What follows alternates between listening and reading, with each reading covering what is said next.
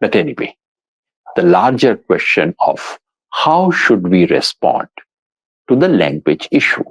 What should be the correct language policy? First thing first, which languages should a child be taught in school? On that, there is complete consensus among all experts in the world. People who work on education, who work on language, who work on brain development. Everyone agrees that a child must be given early primary education in the language closest to his or her home tongue. Whichever language is spoken at home should be the language of school. So, if the home tongue is Bhojpuri, Maithili, Marwadi, Chhattisgarhi, the school language should be that, not even the standard modern language of the 8th schedule. It should actually be what are called dialects. These regional languages should be, or sub-languages, or whatever name you want to give them. One should normally call them just languages. These are, or technically, these are the non-scheduled languages. They should be primary education. Along with that, a child should be introduced to other languages. Please remember, a child can easily learn up to 3, 4, 5 languages. And actually, if you learn more languages, it strengthens your primary and secondary language. It doesn't take away. More languages is better news for child. That's what all the experts agree. So that should be the foundation. Start with mother tongue, build other languages on which you can go transit. In the middle school, you can transit to the standardized language. So for example, you start with Marwadi, then my middle school, that child goes to standard language connected to Marwadi, which is Hindi. And then similarly, you introduce them to English, and gradually you build up their linguistic corpus. That's what all the experts say and agree upon. What should be the role of English here? Because there's a lot of debate and controversy on that as well. Again, every Indian child should have access to English language, because English language is one of the best window available to us to read world literature, to get knowledge on all kinds of things. You can't depend only on translation. So it's a good idea. Every child should learn it. However, there is absolutely no need to make English into a medium of instruction. This is where we are making the biggest mistake, because English medium education is not about learning English language. You can learn English language without learn it reasonably well. I can tell you in my case, it's only in class 6 that I learned the English alphabets. You can learn English language reasonably well for your needs without learning history, geography, mathematics through English medium. You need to learn other languages. We are a multilingual country. Every child should learn other Indian languages. I, for example, studied Punjabi in my school. If you are studying in Bihar, you should learn Bengali. So a language other than your own mother tongue is what you should learn. This was the spirit of the three-language formula. Three-language formula, which is not something which has come up right recently. It's a very old thing that began with the Higher Education Committee headed by Sarvapalli Radhakrishnan. So 1948-49 is the three-language formula origin.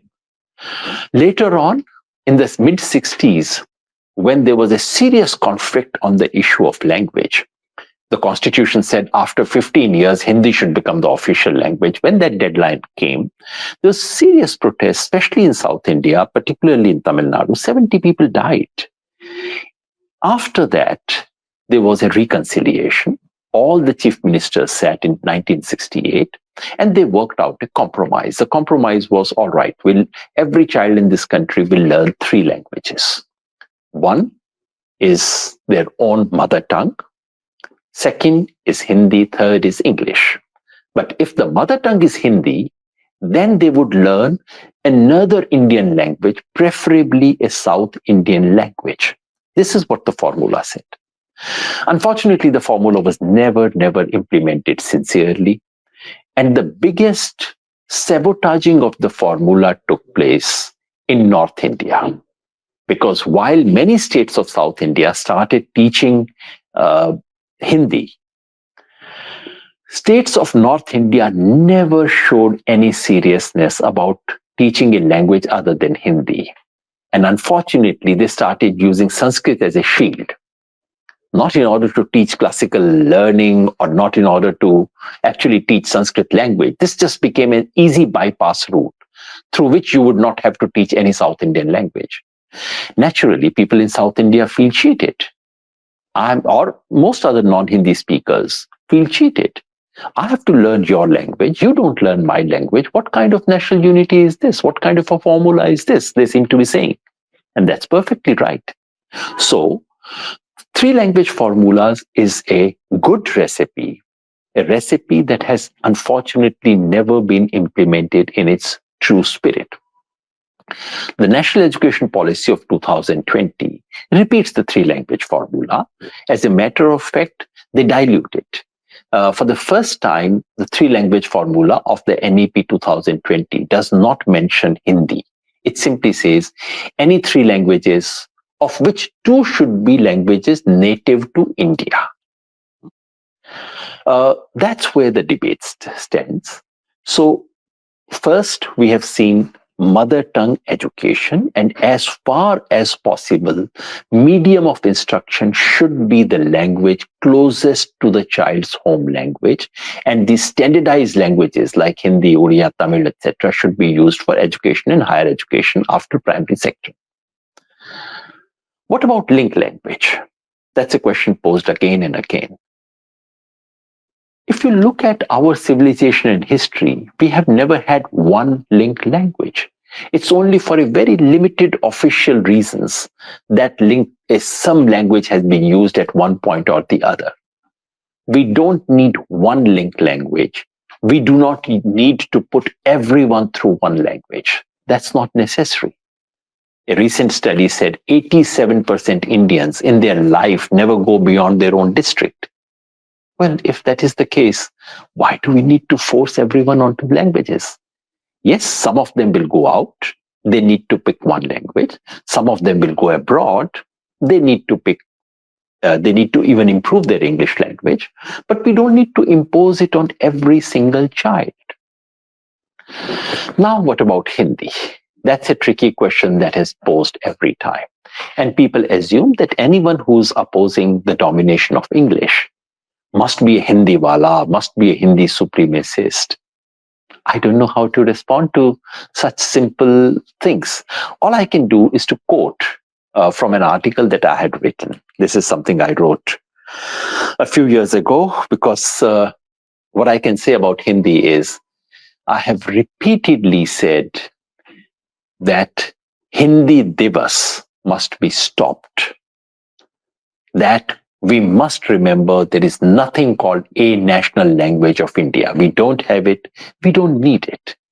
And the pretense that Hindi is the national language should just stop. Hindi walas need to be very sensitive and careful. I wrote this about Hindi, and I think on this respect, my opinions have not changed. I'll just verbatim read out what I think I wrote 5 years ago. Hindi has no special virtue or claim to privilege over other Indian languages. If anything, Hindi is younger and therefore relatively poorer than much older languages like Tamil and Kannada. We forget that Hindi, what the Hindi that we recognize today is less than 200-year-old, and languages like Tamil are more than 2000-year-old. So Hindi can play a special role by acting as a bridge that connects some languages, though not all. It has helped connect Arunachali tribes, but I cannot imagine that Malayalis and Tamils would need Hindi to speak to each other. So Hindi as a bridge for everything doesn't work. In some cases it does. But Hindi has to earn this trust of other language speakers. It cannot demand it. This whole idea that if you are Indian, you have to be Hindi, there's absolutely no basis for that. The only way Hindi can do so is by becoming impure, borrowing generously from other Indian and non-Indian languages. To borrow a metaphor from Vinoba Bhave, Hindi cannot remain pure like a river. It must expand like an ocean, which is to say, not subsume others, but to learn from others. That's what Vinoba is saying. In any case, this must be left to the society, media, and market. Any official imposition of Hindi is against the spirit of our nationalism and is, in fact, counterproductive. So this whole business of government promoting Hindi, I've repeatedly said this should just stop. Hindi is spreading somewhat due to some market needs. Government promotion of Hindi has only damaged Hindi, has only, A, because they produce a Hindi which no one can read and understand. B, it produced deep resentment. After my article, I've received several messages from people describing their experience. When I came to Delhi, people said, I'm a Madrasi. They forced me to speak this language. I served in a bank. People forced me to use Hindi. This kind of imposition doesn't help the country at all. This should cease. We don't need that. We don't need this official promotion of Hindi. If people want to watch movies of Mumbai and if they find Hindi useful for that, good. If some people find Hindi cricket commentary useful, good. If not, okay. If people in Mumbai want to watch Tamil cinema, they want to learn Tamil, good. Otherwise not. So leave it to society, leave it to economy. Do not impose it. That, to my mind, is the way out of the present situation. The big thing that no one talks about, and that's my real fear, the larger issue is not Hindi versus Tamil. The larger issue is the dominance of English. When friends in Tamil Nadu say Hindi is being imposed on us, I understand what they are saying. But tell me, is there really, do you see any signboard saying learn Hindi in 7 days? You don't.